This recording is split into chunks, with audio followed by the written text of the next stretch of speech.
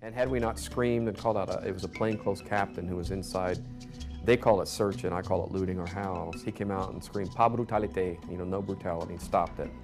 Or Eduardo would have died. At that point, we were each taken back into the house at gunpoint by one of the military police there, the police officers, and robbed of all of our money. He puts a gun to my head and reaches in one pocket and pulls out $500 I had in one pocket, and then reaches in the other pocket and pulls out €150 I had in the other.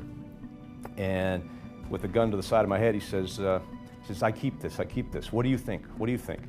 And I started laughing. I said, I think you're a thief, but you got a gun to my head, so yeah, you can have it. And then we were crammed into our own vehicle, and the convoy took us to the building where we ended up being captive for the entire night.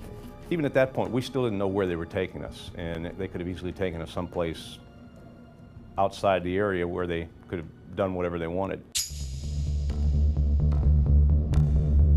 Back in Orlando, one missed phone call was reason for concern and action. When we didn't hear from them in the morning, we realized that something had gone awry. We couldn't get a hold of anybody on the ground. That was at 6 o'clock in the morning. We had started this scramble of calls, and about 10 o'clock I notified Frank, and I said, we've lost communications with our guys. We had crossed our fingers that the reason we didn't hear from them is it was a mad rush to the plane in the morning like they had been promised, and there was no phones from which they could call.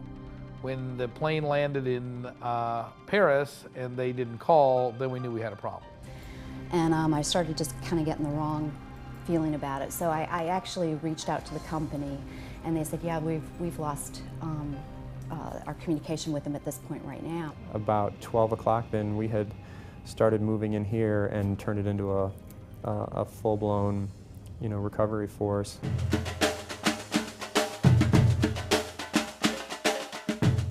We set up what we call the situation room, where we had 20, 25, sometimes 30 people around the big conference table, all with laptops. We had phones going, just blazing. And we began to search for people who knew people that were friendly to the president of the country, so that he could convey to them that our people were missing. I would work most directly with President Bongo of Gabon, and with Mbeki of South Africa, and with Nasu. And Africa is known for leaders who torture people and who kill people, and we weren't sure if that was the road that these guys were put on.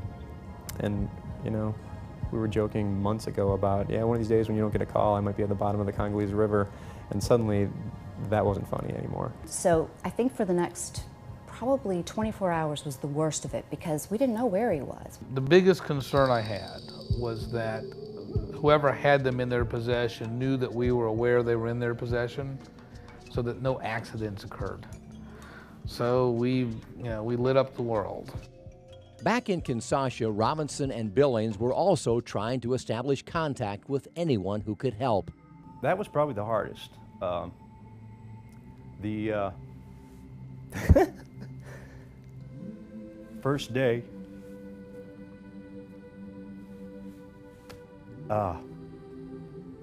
my daughter had a birthday party, and I wanted to be home for that. And I was so worried that they weren't going to have it because I wasn't there, and that they would be too worried. And I had no way of telling them, I'm okay, go ahead. So that was the hardest. Yeah, the first day we were arrested, and knowing that my wife didn't have any idea where I was or who had me, my biggest concern was this goofy birthday party.